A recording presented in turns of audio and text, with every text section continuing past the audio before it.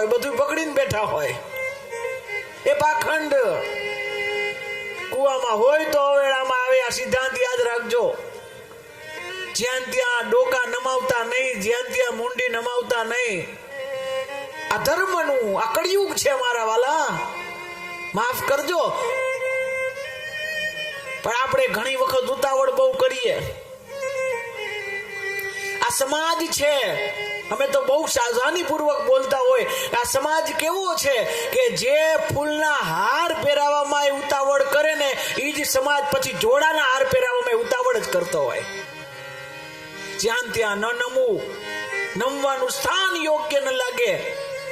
જન્મ જાત કોઈ સિદ્ધ હોતું નથી કે ફલાણાના ઘરે જન્મ થયો એટલે સિદ્ધ, એવું ન હોય. એને પરિપક્વ થવા દેજો, એને દાગ ન લાગે એ ધ્યાન રાખજો, અને પછી નમન કરાય. નકર નમન નમન મેં વેર હે, બહુત નમે નાદાન. આપણું આ શીશ ગમે ત્યાં ન ઝૂકે, ભગવાન પાસે ઝુકાવજો 100 વખત, યાદ રાખજો. પણ પછી બધે નહીં. નૃદેહ માધ્યમ સુલભમ ચ દુર્લભમ ગુરુ કલ્પ. આ ગુરુ એમને ધારણ ન કરાય. જ્યાં ત્યાં મસ્તક નો નમે. અમને પહેલે દિવસે આમ જય શ્રી કૃષ્ણ કરતા હોય ને, એ ભાવે જુદો હોય.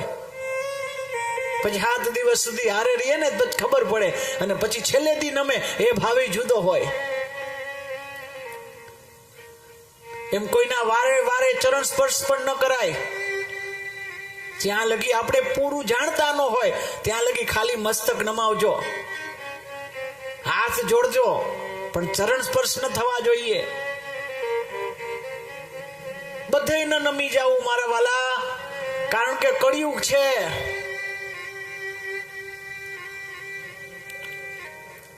આ બીજી ચાદર ઓઢીને આવતા હોય, કાંઈ નક્કી નહીં.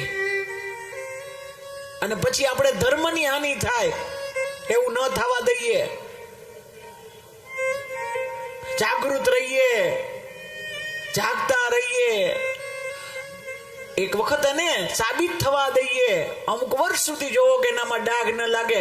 પછી તમ તારે એક વખત તમને ખબર પડી કે આના ચરિત્રમાં ડાઘ નથી, એને નમી જાજો. ગેરંટી મારી, ભગવાન સુધી એ પહોંચાડી દેશે, એ જવાબદારી મારી. પણ અહીંયા તો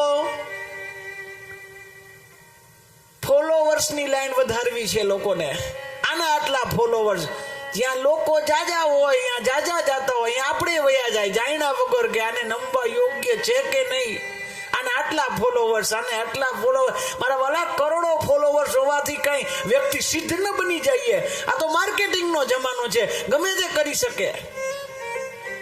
પણ સિદ્ધ આપણે ત્યાં ભજન જઈ, ભજન ગવાય. સિદ્ધ ન હોય ને ત્યાં લગી નમને ન કરીએ. આપણે ત્યાં ભજન ગવાય છે.